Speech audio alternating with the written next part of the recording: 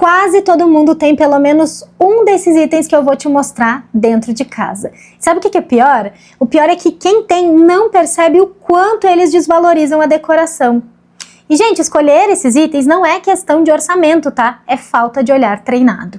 Mas hoje eu vou te mostrar todos eles, por que eles desvalorizam o teu ambiente e o que tu pode fazer para corrigir cada um desses itens, caso tu tenha aí na tua casa. Eu sou a Fernanda, arquiteta de interiores especialista em cores. Já deixa o teu like, te inscreve aqui no canal, porque por aqui a gente fala sobre decoração intencional todos os dias. Eu acho que o grande problema de todos esses itens que vão estar na nossa listinha é que eles são silenciosos. Eles não parecem necessariamente um erro, mas eles comunicam para o nosso cérebro que algo está fora do lugar, e isso não é legal. No fundo, quando a gente para pensar, uma decoração sofisticada, ela não nasce só do que a gente decide colocar no nosso ambiente, né? Muitas vezes é do que a gente tem coragem de evitar ou então de remover da nossa decoração. Bom, vamos aos itens, né? Porque esse vídeo já vai ser longo. O primeiro item que desvaloriza a decoração é a falta de contraste. Isso desvaloriza demais. Ambientes sem contraste perdem profundidade. E o nosso olho, ele precisa de variação para perceber as dimensões do espaço. Então, quando tudo tem o mesmo tom, o mesmo peso visual e a mesma intensidade, o ambiente se torna plano, totalmente sem hierarquia. E isso não é legal, gente, porque o nosso ambiente acaba ficando com aquela sensação de um espaço genérico, sem personalidade, mesmo que ele tenha, mas é porque nada ali se destaca. Sabe aquela sala que tem a parede cinza, o piso cinza, o sofá cinza, o tapete cinza, onde tudo parece a mesma coisa? Um ambiente assim não tem um ponto de interesse. Nosso olhar não encontra um lugar para pousar. Sabe? E isso não é o que queremos.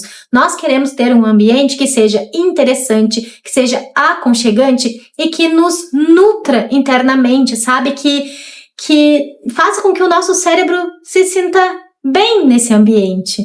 Então, para isso, nós precisamos de contraste.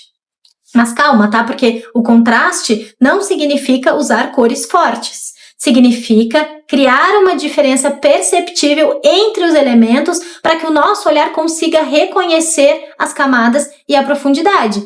Existem 5 formas principais de trazer contraste para o ambiente. A primeira delas é o contraste por luminosidade, que assim, gente, nada mais é que o equilíbrio entre o claro e o escuro. Então, por exemplo, tu pode ter um sofá bege e uma mesinha lateral do lado em uma madeira média, uma madeira mais escura. Sabe, assim, colocar um elemento claro com um elemento mais escuro, isso faz com que a nossa combinação ganhe presença, sabe? Então, assim, o tom mais profundo faz o claro ganhar definição, um vai destacando o outro. Depois, nós temos o contraste por materialidade, que é o contraste entre as superfícies. Então, a gente pode ter o toque macio de um tecido contrastando com um metal, por exemplo, um sofá com uma luminária de metal do lado, ou então uma madeira natural ao lado de um vidro, por exemplo, em uma cristaleira. Essa diferença de materiais cria uma riqueza visual que valoriza o ambiente. O nosso cérebro percebe, faz uma leitura melhor do ambiente quando tem variações. Então, isso é legal, sabe? Isso adiciona algo mais no nosso espaço. Depois vem o contraste por texturas, que é onde o ambiente ganha aquela sensação de conforto, aquela sensação de aconchego. Então, tu pode ter uma almofada de linho combinada com uma almofada de veludo, por exemplo, ou então um tapete com uma trama mais marcadinha e uma cortina com um tecido leve e fluido na sala. Sabe, assim, a gente precisa de textura, porque elas criam pequenas sombras que vão trazendo profundidade e vão enriquecendo o nosso espaço. Textura é a chave de qualquer boa decoração. Nós temos também o contraste por escala, que é quando nós misturamos elementos maiores e menores, mais altos, mais baixos, quando a gente varia, traz essa variação para os nossos objetos, né? Por exemplo, uma mesa lateral com um abajur mais alto e um puff em frente a ela, assim, um pouco mais baixo.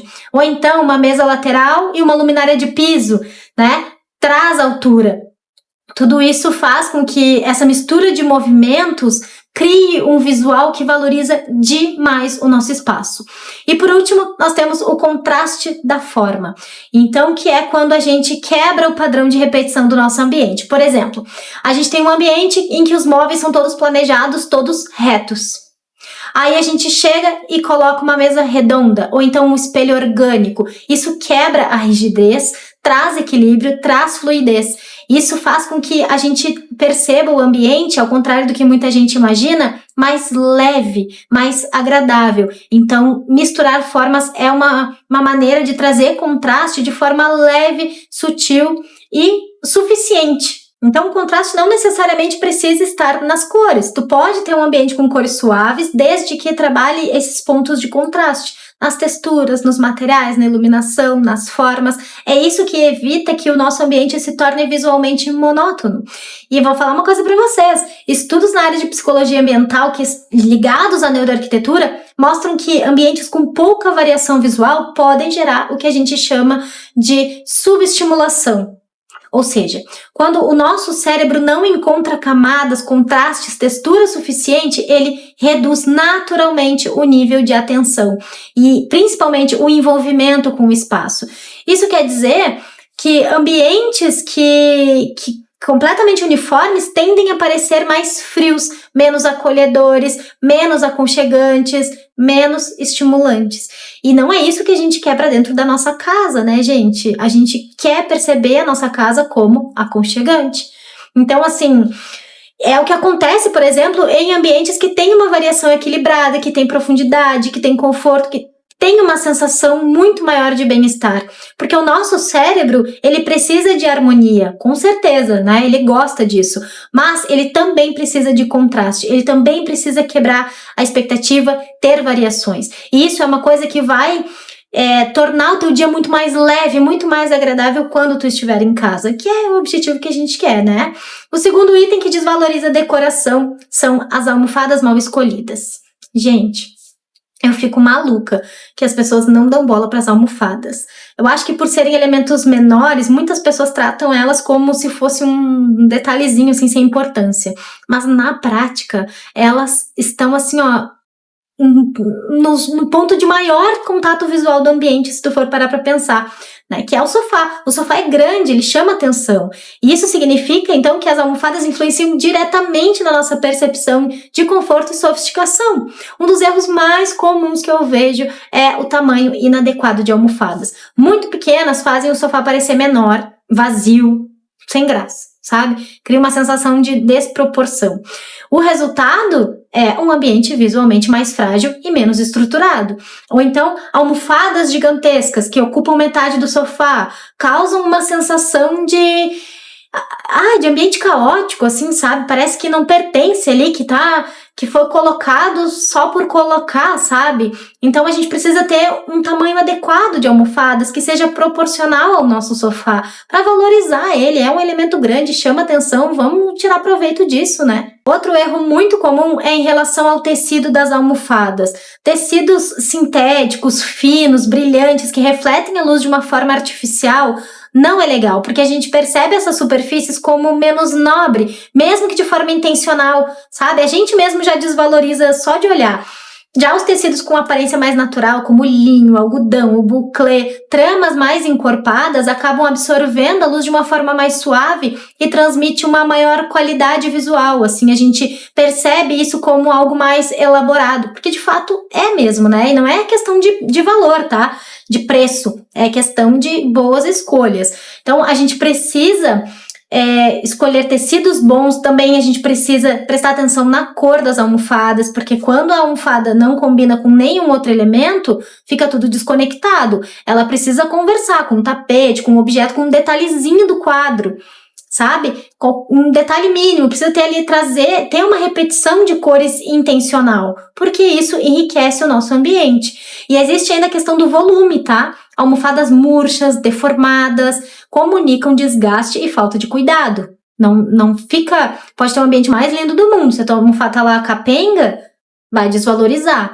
Então, a gente precisa ter um enchimento adequado, porque essas almofadas gordinhas, sabe, que tem uma forma mais suave, não fica aquela coisa assim jogada.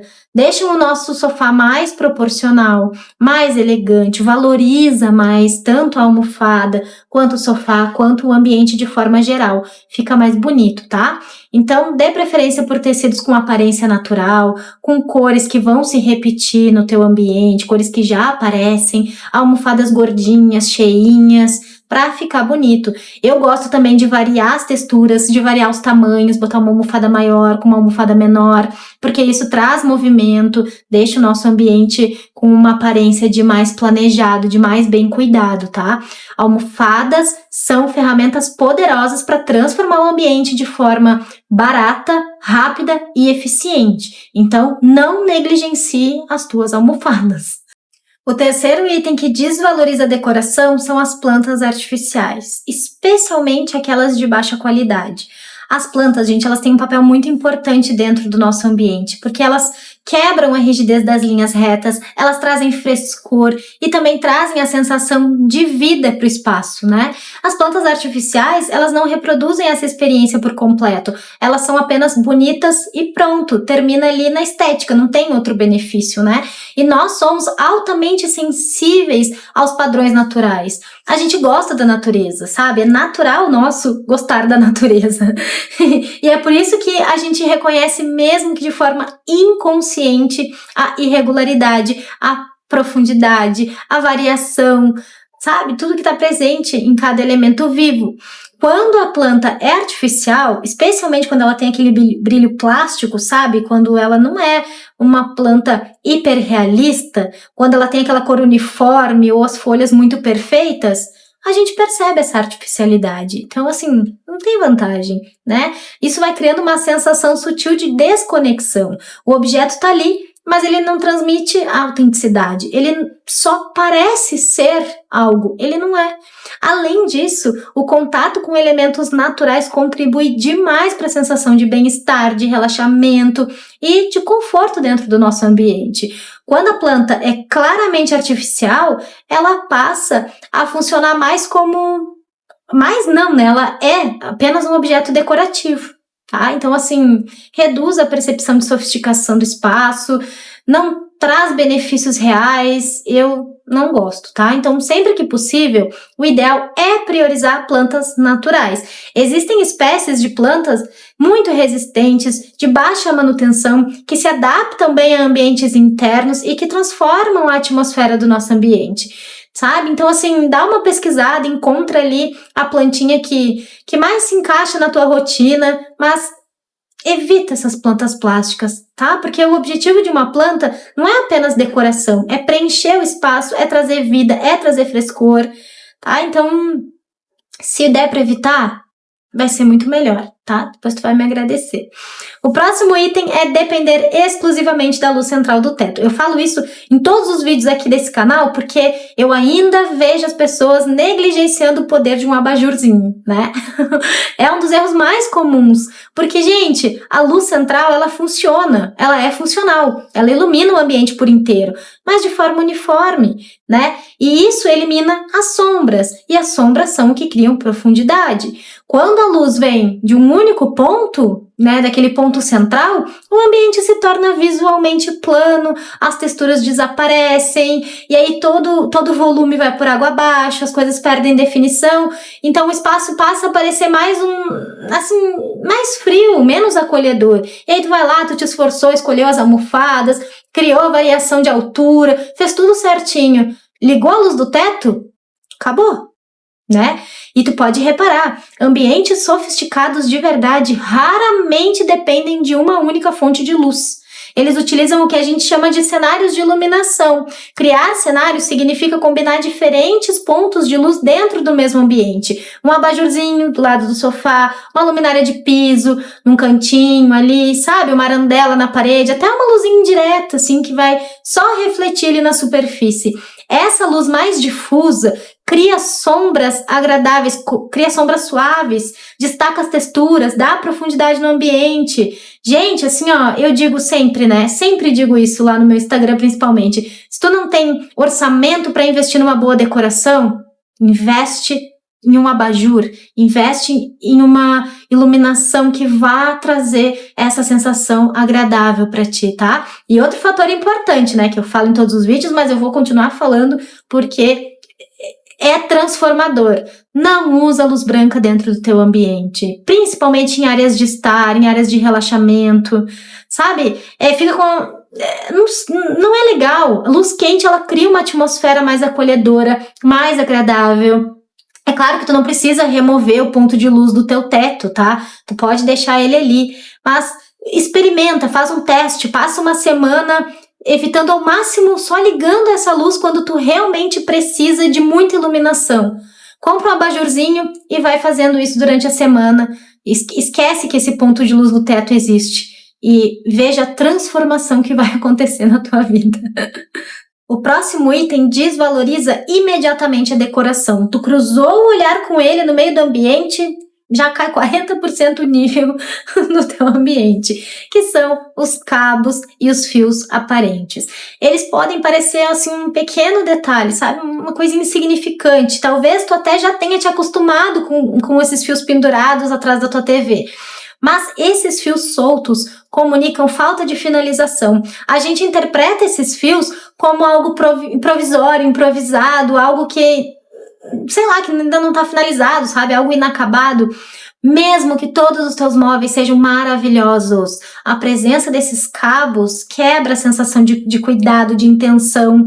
E isso acontece porque uma boa decoração é aquela que deixa o nosso olhar percorrer livremente o ambiente, assim. Ela não tem nada que interrompa a nossa visão, sabe? E o cabo faz isso, né?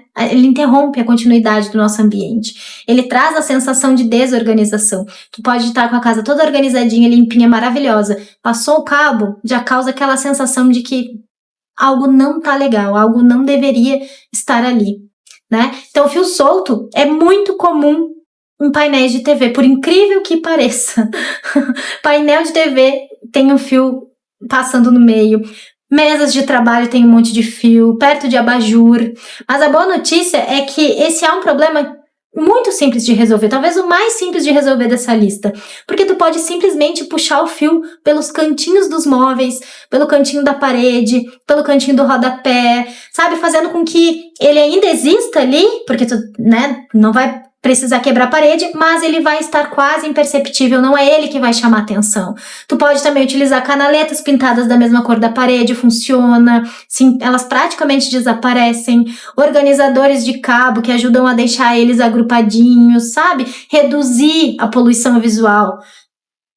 Isso é muito importante, gente. Muitas vezes, trocando o móvel de lugar, tu já consegue dar uma boa disfarçada no excesso de fios. Eu acho que a gente precisa se esforçar um pouquinho, tá? Porque a gente precisa analisar ali, a gente precisa de uma estratégia, mas faz muita diferença. E se tu não tem um painel de TV, tu pode esconder os fios puxando uma tomada para trás da TV. Não precisa rasgar a parede, que como a gente normalmente faz. Tu pode puxar a tomada, caso não tenha, usando uma eletrofita, que é um adesivo que conduz a energia, né? Ele cria um novo ponto de tomada. Não é complicado. Não é complicado. Exige disposição, exige talvez uma mão de obra mais qualificada, mas, gente, faz diferença. Dá uma paz. Uma paz quando tu tem os fios e aí tu consegue esconder eles, quando tu analisa o ambiente pela primeira vez, tu sente até um alívio, sabe? Então, te esforça um pouquinho, pensa como tu pode amenizar esse monte de fio exposto que tu tem aí na tua casa. Eu sei que esse vídeo já tá longo e que eu falo bastante, né? Eu me empolgo, mas esse item não poderia ficar de fora. Esse item faz muita diferença, desvaloriza muito a decoração, que são os quadros mal escolhidos. Sabe aquele quadro genérico que tu escolheu pra tua casa, assim, só pra preencher aquela parede vazia que tava te incomodando? Então, esse é um dos maiores erros de decoração. Isso acontece muito porque cada vez mais nós temos pressa de finalizar as coisas, pressa de ver o nosso ambiente pronto. A gente não tem paciência mais para muita coisa, né? A gente vive em um mundo de 2x. A gente não consegue esperar um áudio terminar, a gente precisa acelerar para que ele termine mais rápido. Então, imagina conseguir esperar para encontrar a imagem certa para colocar na parede de casa. É difícil, né? É difícil.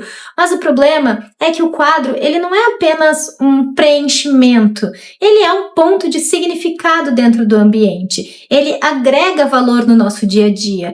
Quando ele é escolhido sem intenção, apenas para preencher o espaço, o ambiente perde a autenticidade. Ele passa a parecer genérico, pessoal mesmo. Então, assim, os quadros, eles precisam ser escolhidos sem pressa. Eles podem ser encontrados com o tempo, não tem problema. Tu pode encontrar um quadro daqui a pouco em uma viagem, de um artista que tu gosta, uma fotografia que tem significado, porque o quadro certo, gente, ele não apenas vai preencher e decorar o teu espaço, ele vai contar uma história, ele vai contar um pouquinho sobre quem vive ali, do que as pessoas que moram ali gostam, com o que elas se identificam, né? Ambientes sofisticados, gente, não são formados apenas por objetos bonitos. Os ambientes realmente sofisticados, eles são formados por escolhas coerentes e demonstram quem mora ali. Quem são as pessoas que convivem naquele ambiente diariamente. O quadro precisa conversar com o ambiente, com as cores, com os materiais, mas principalmente com a personalidade. Se tu achou um quadro muito bonito, mas que não combina contigo, esquece. Achou um quadro muito feio, mas que tu te apaixonou, não combina com o ambiente? Beleza. Ele precisa combinar mais com a tua personalidade do que com o próprio ambiente em si. Então, assim, não é algo que tu precisa encontrar de imediato. É algo que pode acontecer com o tempo. Inclusive, nos meus projetos, uma curiosidade. Eu não escolho os quadros para os meus clientes. Eu envio sugestões que fazem sentido com o ambiente, mas como um guia. A escolha final é sempre deles. É eles que precisam se identificar com a imagem. São eles que vão passar pelos quadros todos os dias. Eles vão precisar conviver com aquela imagem. Então não faz sentido outra pessoa escolher por eles, por mais que seja a arquiteta. Entende? Porque precisa ter significado, não só ser bonito. A arquiteta escolheu porque combina com a paleta de cores. Não, bobagem, precisa combinar com a tua personalidade, precisa ser uma imagem que tu olha e pensa, que coisa linda. E se tu ainda não encontrou o quadro ideal, deixa essa parede vazia, esquece ela lá e começa a observar com mais atenção os lugares por onde tu passa. Uma dica muito boa é visitar galerias de arte, visitar museus, porque fazendo isso, tu te abastece de imagens e de referências. Isso faz com que tu descubra aquilo que tu gosta, aquilo que tu realmente está buscando de forma muito mais fácil, né? Porque tu vai treinar o teu olhar. Inclusive, esse é o objetivo do nosso Clube Secreto de Senhoras, te ajudar a treinar o olhar e fazer escolhas mais assertivas para o teu lar. Eu vou deixar o link aqui no comentário fixado. Clica no link porque tu consegue passear por todos os encontros que já estão disponíveis e de repente, né, se tu sentir que é a hora, faça parte da nossa comunidade porque eu tenho certeza que tu vai ser muito bem-vinda. Inclusive, lá dentro do clube nós temos um curso completinho sobre obras de arte no lar. Lá eu te conto tudinho como escolher a imagem certa, a moldura certa, a posição e como escolher a parede ideal pro teu quadro. Então tá bem completinho mesmo. Gente, eu espero muito que esse encontro tenha sido útil. Eu quero que tu me conte aqui nos comentários o que tu acha desses itens, se faz sentido pra ti, se tu já tinha reparado nisso. Vamos conversar ali nos comentários, porque eu acho que isso é uma troca que enriquece demais, tá? E se esse vídeo foi útil pra ti, não esquece de deixar o like. Um beijo e até o nosso próximo encontro.